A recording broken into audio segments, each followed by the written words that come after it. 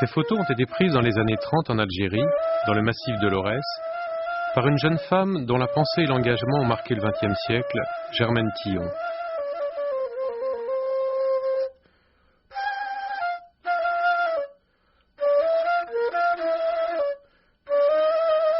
Conservés sous forme de négatifs, jamais tirés et donc jamais publiés, ces clichés ont été retrouvés récemment. Ils témoignent d'un monde disparu, mais surtout ils éclairent la vie et la personnalité de leur auteur d'une manière inattendue.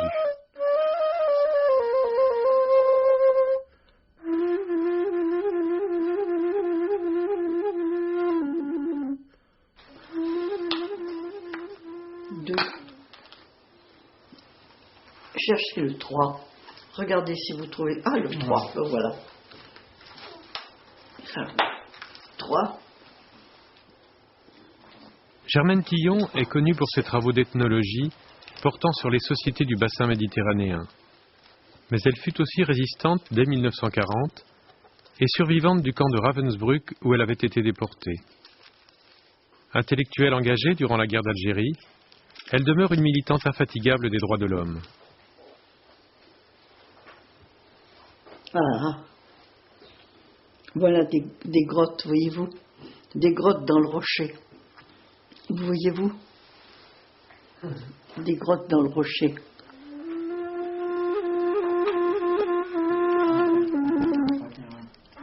Et en baie.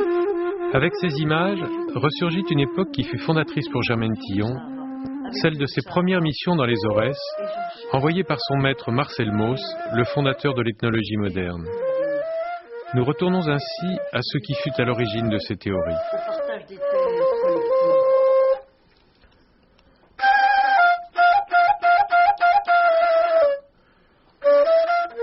Ce qui m'intéresse sur le maraboutisme, c'est que vous avez tout incarné sur le maraboutisme. Oui. Et vous avez des photos de ce marabout de Rouffy que je pense qu'on peut... Ah ben voilà, c'est celui-là que nous avons été voir. Aujourd'hui, une historienne et un sociologue, Nancy Wood et Augustin Barbara, effectuent avec Germaine Tillon un travail d'inventaire et de rédaction en vue de la publication d'un livre de photos. Interrogée sur ces clichés et les conditions de leur réalisation, l'ethnologue répond très précisément. Mais elle aborde aussi les thèmes qui ont traversé toute sa vie. Le fonctionnement des groupes humains, l'aliénation de la femme, la nécessité de compréhension du monde. Je serais incapable de vous le dire. Je remarque que vous êtes très très précise.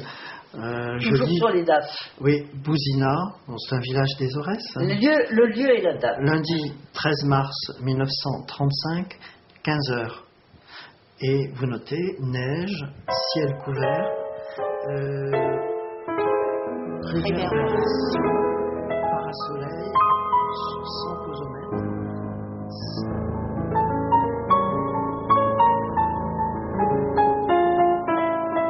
Ces photos, elles m'ont suivi pendant mon apprentissage. Donc elles sont, si vous voulez, le parallèle de mon apprentissage. Pourquoi est-ce qu'elles ont attendu 60 ans pour réapparaître ? Parce que j'avais autre chose à faire. Ça, c'est exactement. Et quand j'ai été arrêtée, la police allemande, qui était l'Abwehr, ne s'est pas intéressée à mes photos. Ils s'intéressaient à d'autres choses qu'ils n'ont pas trouvées non plus. Et puis après, vous n'avez pas eu le temps. Et après, j'ai eu tellement d'autres choses à faire que je n'ai pas eu le temps de m'en occuper. Oui, c'est vrai. Exactement, j'ai pas eu le temps.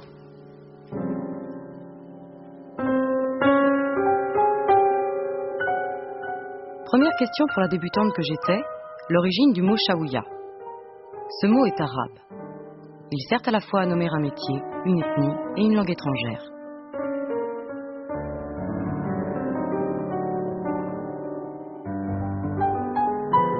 Le métier peu rentable est celui de gardien de petit bétail.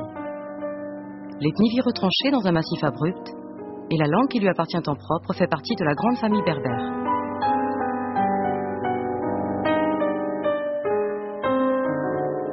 Tiradibine, les gorges, Amarchadou, le Sommer, forêt de Mesbel, la caravane. Mon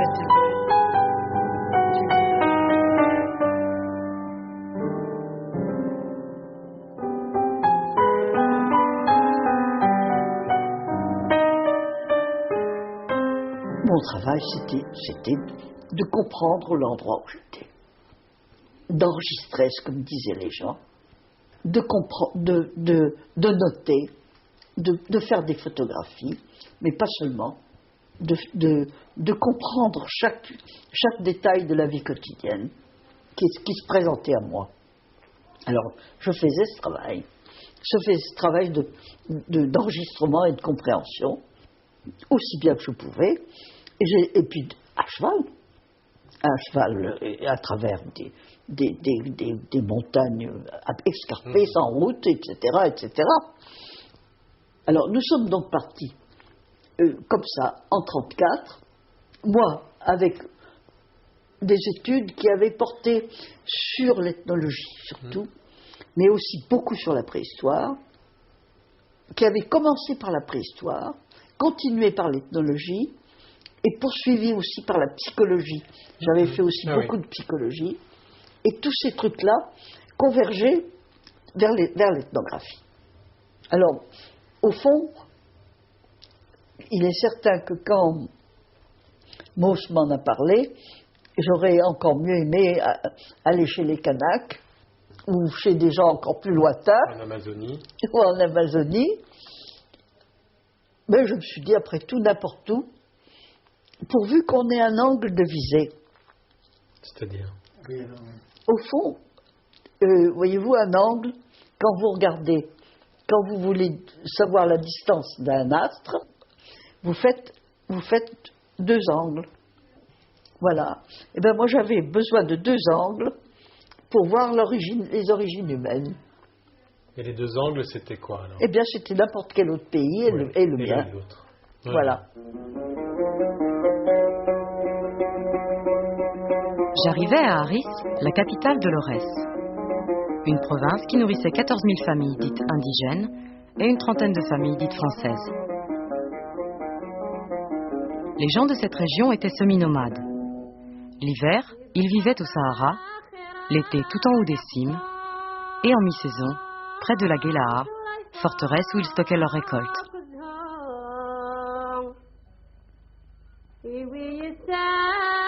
Moi, j'étais en 1934 à Aris. Attention, pas longtemps, parce que justement, je ne voulais pas rester dans un endroit qui était en contact avec notre civilisation. Je voulais aller voir des vrais paysans dans leur vérité. Autrement dit, plus ils seraient berbères, plus ils seraient paysans, et plus ils seraient véridiques, plus ça me plaisait. C'est donc ça que je voulais.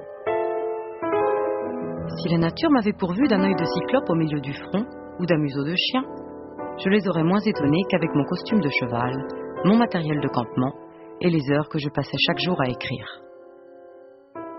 Passés les premiers étonnements, ils s'habituèrent à moi et s'aperçurent alors que je n'étais pas un animal malfaisant, résistant mieux qu'eux aux terreurs engendrées par les représentants de l'administration ou par ces monstres que l'on appelle les djinns. Dans les premiers mois, je me souviens que j'ai d'abord été écouter les gens et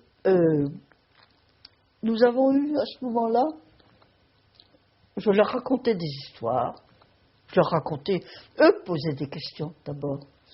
Surtout, il y avait des tas de choses qu'ils ne comprenaient pas, alors ils venaient me le demander à moi. Je répondais aux questions qu'on me posait. Ensuite, moi, je leur en posais un petit peu aussi, mais au fond, je posais beaucoup moins de questions que je ne donnais de réponses. Je répondais plus souvent que je ne questionnais. Et ensuite, ils me racontaient, eux, des histoires édifiantes. Et ces histoires édifiantes, j'en ai raconté quelques-unes là-dedans, qui étaient très édifiantes, sur l'origine du monde. Ils m'expliquaient tout ce qu'ils savaient sur l'origine du monde, sur Adam et Ève, sur etc.